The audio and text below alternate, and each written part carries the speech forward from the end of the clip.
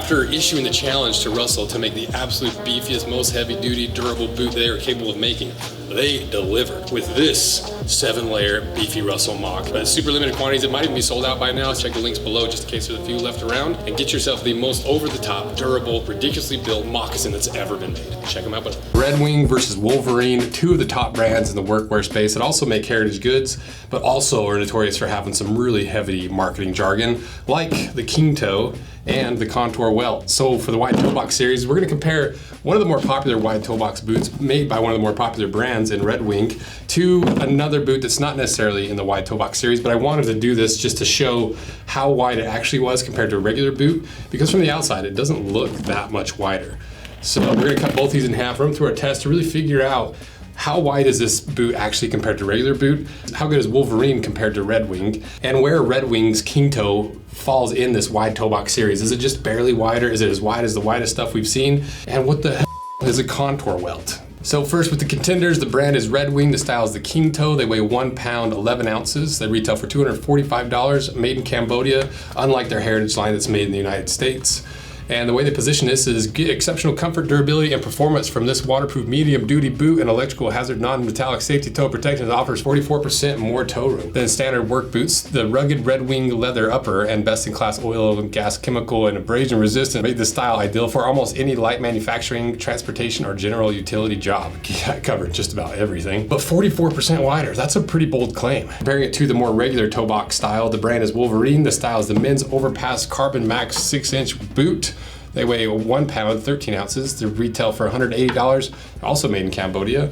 And the way they position this boot is meet your new go-to. The Wolverine Overpass features Contour Welt technology. It's big enough that they put it in bold print right here, so it must be something important. Providing ultimate comfort and flexibility. Alongside of that flexibility, the Overpass utilizes lightweight rubber lug outsole and shock absorption that will keep you light on your feet and heavy on protection. And for the King Toe, at the end of the video, we're going to rank it 1 to 10, comparing it for all the other wide toe box boots in this series in durability, comfort, width, casual to heavy, look, and value. And starting with durability first, let's look at the leather. The Red Wings is a 2.3 millimeter leather, so right where it needs to be for work leather. It's a nubuck, so it's lightly sanded on top. Give it that microfiber look.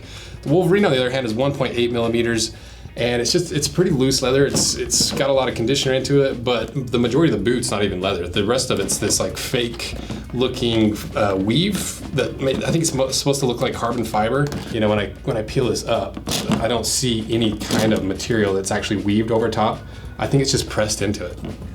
And even if it is weaved, it's weak enough that I can't tell the difference. And I quickly cut some of these panels to see maybe it's overlapping. Maybe this thinner leather is overlapped by this thicker, like rubbery, fake carbon fiber stuff, and even more with the toe. But turns out this not overlapped. They're just single layers, which creates more fail points with all these overlapping panels. Compare that to the Red Wing, you've got very few overlapping panels. That's because this is the more traditional way to do it with reason, aside from just looking more heritage. So from a durability perspective, from the paneling and the materials used, it's pretty easy to give the edge to the Red Wings. So we ran the puncture test. The Red Wings punctured through at 114, Wolverine's just a little bit more at 122, but then we ran it on this more rubbery material, and here's the results, not great. So we ran the rest of the test, did the waterproof test, both passed, but the Red Wing did absorb some of the water into the leather. And the last thing to really consider when it comes to durability is the way they're constructed. And I believe both of these are direct injected construction, which is a step up from just gluing parts together, because the foam actually molds to the internal components of the boot and solidifies fusing it together rather than just gluing it together. But what about comfort? That's just about as important when it comes to these wide toe box, and it's an important comparison because if you look at the toe shape of these two boots, you know, they look pretty similar, but the Red Wing looks a little bit wider. Not nearly as wide as the Texerados and some of those really, really true barefoot wide toe box boots, because on a spectrum of width, you know, this Wolverine is very normal width, because if you pull out the insole, you can see that is very narrow, and that's because it has a safety toe, and so your toes get crammed into the very end of that. And so that's why people really dislike wearing safety toes, and why it's so important to find some that at least claim to be wider. So when you look at the Red Wings, that is a lot wider, a lot more comfortable, a lot more true to the foot shape. How's this compare to the Texerados? Well, as you can see here, the Texerados is like an entire toe width wider. And so the King Toe, is it 44% wider? 44 seems like a big difference. Let's take a quick measurement just off of the comparing these two. I'm gonna give them the benefit of the doubt. Let's go as where it's the biggest width difference between the two. So right there, we're at 3 inches That same spot on the Wolverine is at 2 3/4. No, 2.5. It's like more like 15% wider. So I'm not sure where they got the 44%. It must be total volume because you can tell it is a little bit taller of a toe box. It is definitely wider. It's wider than most work boots would be without the steel toe. So there is a good reason why people love the king toe Red Wing work boots, because it is actually more comfortable than a regular steel toe. But as for the other comfort, the linings are pretty comparable. They're actually surprisingly identical. Like they have almost the exact same materials. They're both made in Cambodia too. So I'm like, are these made in the same factory? I would not be surprised, because if you look even deeper on the inside, they have the exact same Strobel board as well. But that's not all that matters for comfort. One of the biggest things is the midsole, the thing that's between the outsole that touches the ground and between the insole that your foot touches. That midsole is where you get a lot of the comfort. Both of these have a foam midsole. Both of them are about 30 Shore A.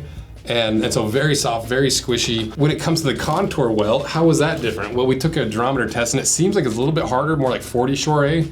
Because it's got to do something, right? Like they're calling it out, bold on the side of the boot, contour welt, and they're advertising it. It's one of the biggest selling points of this entire boot. So my thought was that maybe it sews this harder foam welt down to the black foam.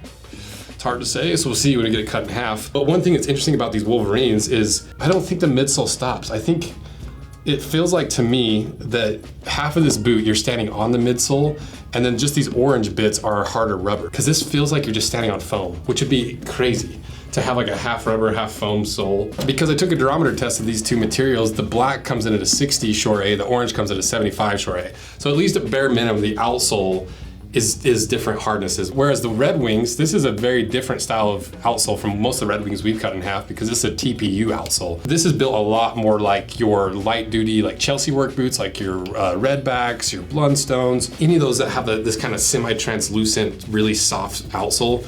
That's what this is. It's TPU, and there's some pros and cons of TPU. It's a little bit more slippery, but it's more abrasion resistant. It doesn't absorb oil and gas nearly as much. And so it's a good outsole for work, and it's a lot harder to re-sole, but these are both direct injected boots, and so neither of them are really re-soleable in the same way that a heritage or traditional boot is, unless this contour welt, there's something to it. So let's cut them in half.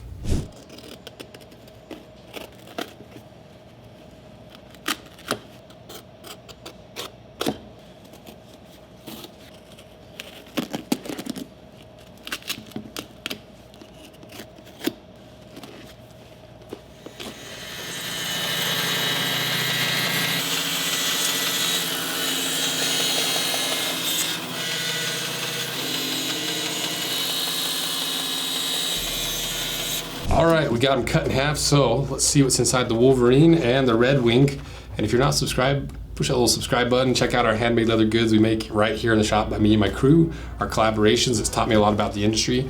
All that supports us and allows us to buy $500 worth of stuff to show you what's actually gimmicks and real and what's fake and what's branding and marketing, what you're spending your hard-earned money on. So thank you guys for your support. Now let's see what's inside.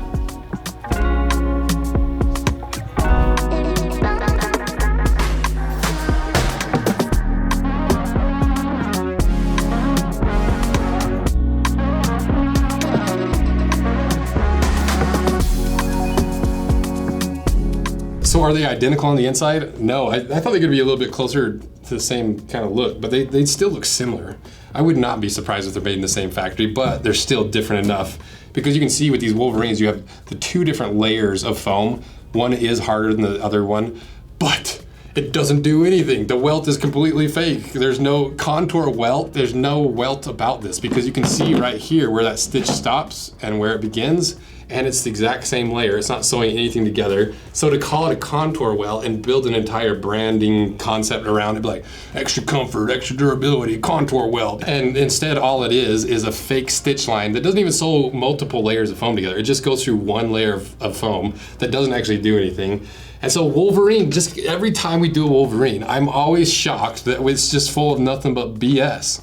Like, not every single Wolverine boot sucks, but most of the ones we cut have. And they just are full of gimmicks and BS. And to me, you can't call it a welt if it doesn't do the function of a welt. That, to me, is borderline false advertising. And to make it worse, that is the midsole you're standing on. I thought maybe there was a shot that you weren't just standing on soft foam and then a harder rubber so you get uneven wear. But even from their website, you can see this is a big problem they have. Like, people have like burned through the foam, but the rubber stayed intact. They've worn through the foam. And it's so clear to me that it's not even designed as a work boot. It's just as like a gimmick work boot. So I don't even know who's buying this, because if people knew what they're actually getting with this, they would probably wouldn't buy it. I wouldn't buy it. I wouldn't recommend this to anybody. Wolverine, get your shit together. Absolutely embarrassing. Red Wing, on the other hand, a lot better. This is what you'd expect to see when you compare this to like the Blundstones, like the Redbacks. A lot of Ariat boots are built in this way, with you got that soft midsole with that little bit harder, more durable TPU outsole. You got that nylon or synthetic shank. And so this is a lot better of a medium to light duty work boot. And it has the wide toe box, it's got good leather, it got the simple paneling for durability, you've got the padded collar. This is what this boot should be. Even aside from the wide toe box, like this is like bare minimum standard of what you should have for a work boot. So now to rank this on our wide toe box series, so in terms of durability, I'd give it this, comfort this, width this, casual to heavy this, and look this, and overall value this. So not a bad showing for Red Wing. You know, to me it's a little bit pricey, but it's a very dependable standard boot. You know exactly what you're getting. You're not buying a bunch of fluff and BS. You're getting exactly what you expect from Red Wing. Even if it's more like 15% wider than most work boots, it still is wider at the end of the day. Let me know what you think. Thank you guys for all your support. Let me know what other wide toe box boots you want us to do in this series. And yeah, thanks again. See ya.